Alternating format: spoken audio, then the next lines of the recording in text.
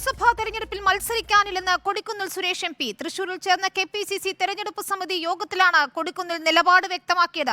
എന്നാൽ വ്യക്തിപരമായ ചർച്ചകൾ ഇപ്പോൾ വേണ്ടെന്നും സിറ്റിംഗ് എംപിമാർ തന്നെ രംഗത്തിറങ്ങേണ്ടി വരുമെന്നും നേതാക്കൾ വ്യക്തമാക്കി. പ്രതികൂല തരംഗമുള്ള മണ്ഡലങ്ങളിൽ സിറ്റിംഗ് എംപിമാരെ മത്സര രംഗത്ത് ഇറക്കരുതെന്ന് ഒരു വിഭാഗം ആവശ്യപ്പെട്ടു. കണ്ണൂരിലും ആലപ്പുഴയിലും LDF സ്ഥാനാർത്ഥികൾ ആരെന്ന് നോക്കിയ ശേഷം മാത്രം സ്ഥാനാർത്ഥികളെ തീരുമാനിച്ചാൽ മതിയെന്നും KPCC തെരഞ്ഞെടുപ്പ് സമിതി യോഗത്തിൽ ധാരണയായി. തെരഞ്ഞെടുപ്പ് പ്രചാരണത്തിന് തുടക്കം കുറിക്കാനുള്ള മഹാസഭയ്ക്ക് തൃശൂരിൽ അല്പസമയത്തിനകം തുടക്കമാകും. അല്ലമീൻ ചേരും വിശദമായ വിവരങ്ങളുമായി. അല്ലമീൻ, കൊടിക്കുന്നിൽ മത്സരരംഗത്തേക്ക് ഇല്ലെന്ന് അറിയിക്കുന്നു. സിറ്റിംഗ് എംപിമാർ ആരൊക്കെ ഇത്തരത്തിൽ നിലപാടെടുത്തിട്ടുണ്ട്? എന്താണ് തെരഞ്ഞെടുപ്പ് സമിതി യോഗത്തിൽ നടന്ന ചർച്ചകൾ?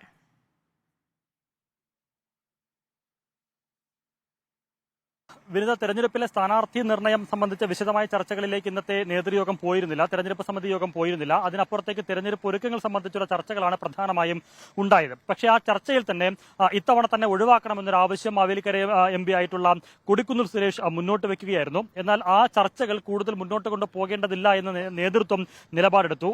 വ്യക്തിപരമായ അത്തരം ചർച്ചകൾ വേണ്ടതില്ല എന്ന് നേതാക്കൾ പറഞ്ഞു. എന്ന് മാത്രമല്ല, സിറ്റിംഗ് എംപിമാർ മത്സരത്തിന് തയ്യാറായി തന്നെ മുന്നോട്ട് പോകണം, മണ്ഡലങ്ങൾ കേന്ദ്രീകരിച്ച് തെരഞ്ഞെടുപ്പ് പ്രവർത്തനങ്ങളുമായി മുന്നോട്ട് പോകണമെന്നും നേതാക്കൾ വ്യക്തമാക്കി.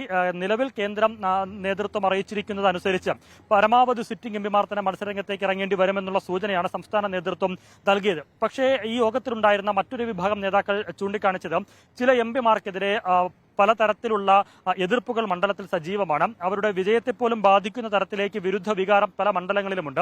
അത്തരം ഇടങ്ങളിൽ ഈ സിറ്റിംഗ് എംപിമാരെ തന്നെ രംഗത്തിറക്കി ഒരു പരീക്ഷണത്തിന് നേതാക്കൾ മുതിരരുത് എന്ന് ഒരു വിഭാഗം നേതാക്കൾ ചൂണ്ടിക്കാണിക്കുകയും ചെയ്തു. അവിടങ്ങളിൽ പുതുമുഖങ്ങളെ പരീക്ഷിക്കണം, അത് യുവാക്കളോ മഹിളകളോ ആയിരിക്കണമെന്നൊരു ആവശ്യം കൂടി ചില നേതാക്കൾ ചൂണ്ടിക്കാണിച്ചിട്ടുണ്ട്. ഏതായിരുന്നാലും അതുമായി ബന്ധപ്പെട്ട വിശദമായ ചർച്ചകൾ തുടർ യോഗങ്ങളിൽ നടത്താം എന്നുള്ളതായിരുന്നു നേതാക്കൾ തീരുമാനിച്ചിരുന്നത്. വിശദമായ തുടർ ചർച്ചകൾ നടത്തിയതിനു ശേഷം അത്തരം തീരുമാനങ്ങളിലേക്ക് പോകാം.